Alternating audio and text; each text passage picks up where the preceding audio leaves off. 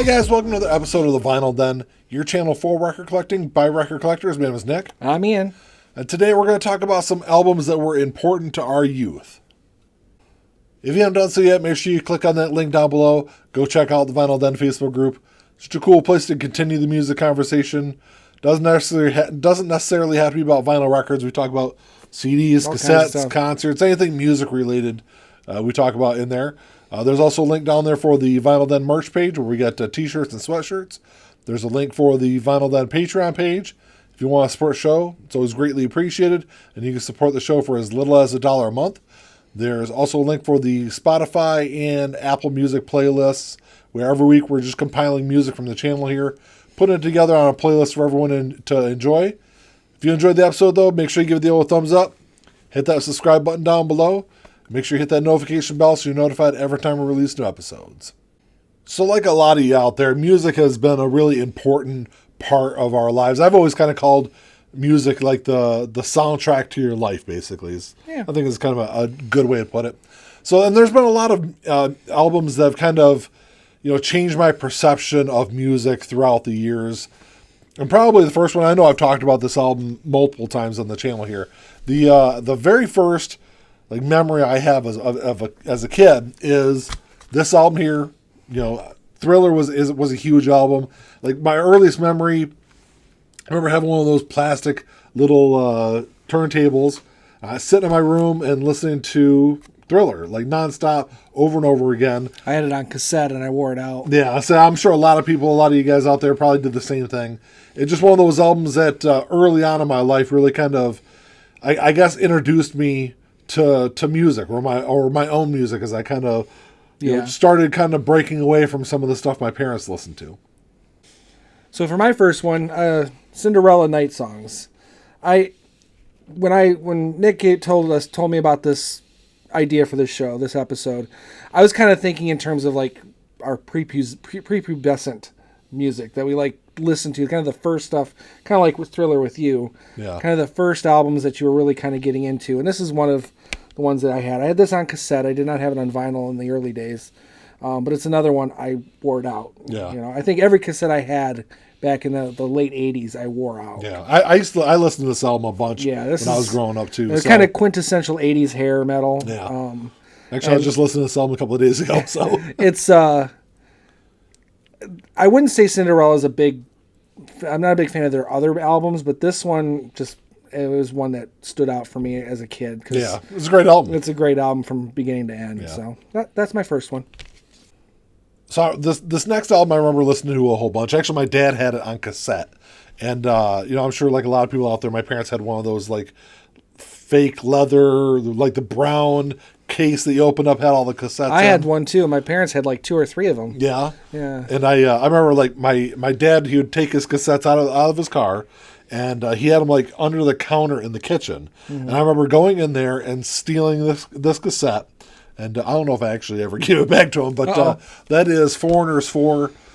It's an album that kind of like Thriller. It's an album that I listened to a lot when I was younger. Primarily the time, I guess, my mom was always a little more into country, Alabama and bands like that in the early to mid-ish 80s. And my dad was definitely more of a rock fan. Yeah. So it was stuff he was getting into this. He was getting into Bruce Springsteen, bands like that. But that's an album that even to this day, this probably isn't my favorite Foreigner album, but it's definitely up there. Well, it's got a lot of hits on it. Most casual fans or casual music listeners are going to know a lot of the hits that came off this album. This is a big album for them.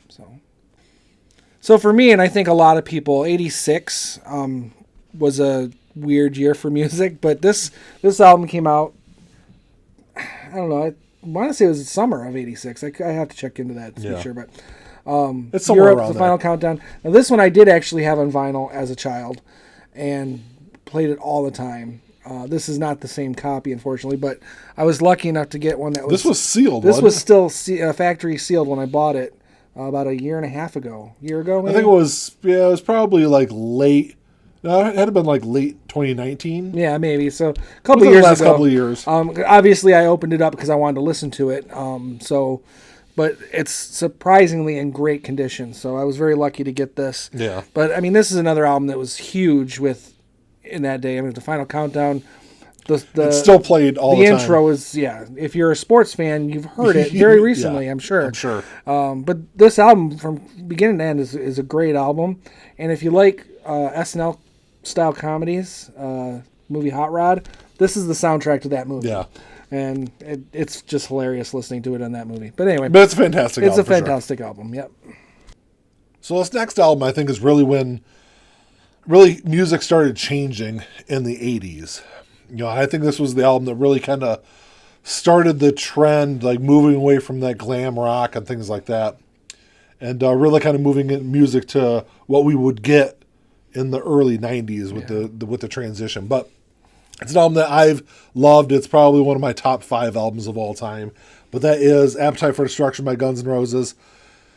This was it. This was the album that really kind of changed me musically. And this was the album that really kind of broke me away from anything that my parents had listened to. My parents hated Guns N' Roses. I think when I remember getting GNR Lies on cassette, and my mom took it. She stole the cassette from me and like taped over all the curse words. Oh, jeez. But that was how much my parents really, or my mom at least, did not like Guns N' Roses. Like I said, this was the album that kind of pushed me towards different things. Obviously I transitioned from this to grunge to punk and a bunch of other things, but it was the album that definitely started me down that path. This next one is, I think, kind of applies to both of us. Definitely. I actually kind of thought we'd have to argue on whether or not which one of us got to use this one, but Nick didn't have it. Well, I have it. I didn't have it on my list. You didn't have it on your list, right? And I just talked about this in one of my recent Thursday videos. Oh, okay. So Def Leppard's Hysteria. Again, most of these I had on cassette.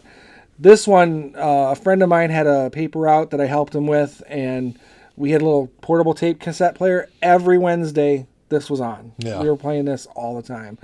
Because it was 87, this was huge. Mainly because of Pour Some Sugar on Me, but for us, it was the other songs that that really sells it, and But the thing I always remember, the thing I always found funny about this album was, I don't remember what year the interview happened, but there was I don't remember which band member it was, but there's a band member in an interview said that when they sat down to record Hysteria, the album, that they wanted to make a rock version of Thriller, where like every song was going to be a hit. And I think they kind of accomplished that to a certain degree. Yeah. I mean, not every song in this was a hit, but a good chunk of them was. Yeah, a good chunk of them.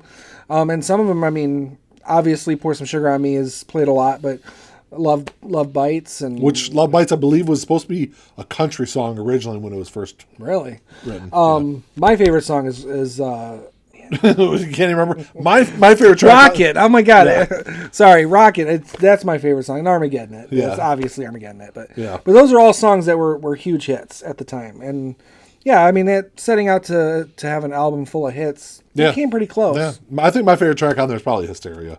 It's a great track. Yeah, it's a good song. Yeah. Animal's a good track too. So again, I mean, it's a lot of them. You can do it on the list. Pretty much, yeah. So the 1991 hit. And this album, I think, really kind of changed music. Not only for me, but for, I think, everybody, really. Yeah. And that was Nevermind by Nirvana. I know this album gets... a lot of people talk about this album kind of putting the death nail in glam metal or hair metal. I don't really think it did, but... I mean, it didn't help glam or hair metal at all. No. But it's now... This was the album where, like I said, I kind of transitioned from... a lot of that 80s stuff.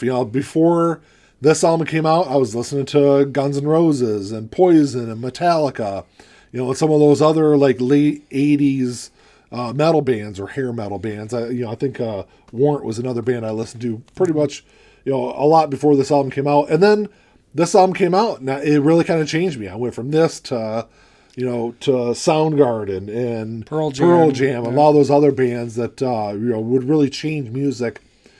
And really in the early 90s, and this was the album that kind of really did it for me. So up to now, you'll probably have noticed a little pattern with me, because like I said, Nick went with a much larger range of stuff, and I kind of stuck with more of a period in time when I was really just kind of defining what my musical taste was. A very small period of time, but late 80s for me. Yeah. This came out in 87. Dokken. If you're a hair metal, hard rock band, fan, you're going to know Dokken. This album specifically, because I'm a horror movie fan too, and they did the song Dream Warriors for Nightmare on Elm Street Part 3. Yeah. And it's on this album. And that was Which I think is the only song I've heard off this album. I don't think I've ever listened to the rest of it. You might have heard a few others, but it's hard to say. Yeah. Because there weren't a lot of hits off of this album. Under Lock and Key was probably their bigger hit. Yeah. But for me, I bought this album because of that song, and it made me a Dokken fan because I liked everything else on here. So, again, it's kind of, even though these are kind of hair metal bands and it's kind of focused, it really did kind of define, because again, it defined my horror movie taste and it defined where I was kind of starting to go with music. Because as a kid, I was exposed to a lot, but I didn't really branch out too much. So when things like this happen, through a movie branched me off into something new like this, it was really cool. And I think because of this is where I started to be a bit more experimental with my music. Yeah. So for my last album, it's an album that I think really influenced me musically. I bought my first bass in early part of 95. And this is an album that I listened to quite a bit that year, really dominated my listening that year, and influenced me, in my playing style and the band that I helped form around that time. But it is You'd Prefer an Astronaut by Hum. If you're not familiar with Hum, it's definitely a band to check out. This album is fantastic. Their follow-up to this, which is named Downward is Heavenward, it's not as good as this one, but there was, I think, one or two hits off of this one. They had some success afterwards, but not a whole lot. But actually, I believe this is considered shoegazing. Is it? That's what I've heard. I don't, because there's certain moments where it's very Hum. I mean, the band kind of defines themselves in their name, but this album's really good. It is. Even if you don't like shoegazing music, if you're familiar with what shoegazing music is, you're like, I don't like that.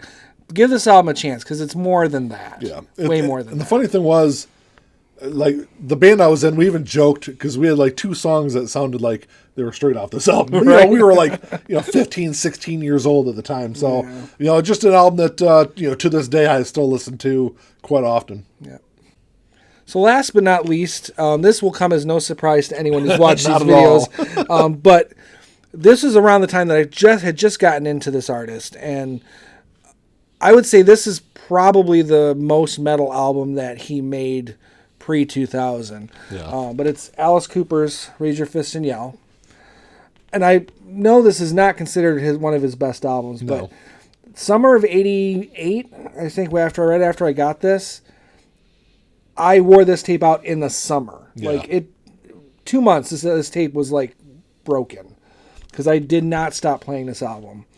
And like I said, I'm a huge Alice Cooper fan. So I would say as far as defining musical tastes, something like this would be high on that list for me because going forward, it's songs that are on this that made me appreciate songs by Black Sabbath and Ozzy Osbourne and got me into some of the metal stuff that I did, like Metallica even, because this is kind of more of a heavy metal-ish album. Alice Cooper's Raise Your Fist and Yell. Like I said, it's one of his best albums, but it's got a lot of great songs on it. Well, that's all we got for you today, guys. Thanks for checking the show out. I hope you enjoyed the comments we had about these albums, but drop us a comment down below. Let us know what albums were important to you when you were growing up in your musical journey through life. It's always interesting to see those comments and see the albums that you guys post on there. But if you enjoyed the episode, make sure you give us the old thumbs up. Hit that subscribe button down below. And that's all I got. Until next time. Talk to y'all later. Keep on spinning. Peace.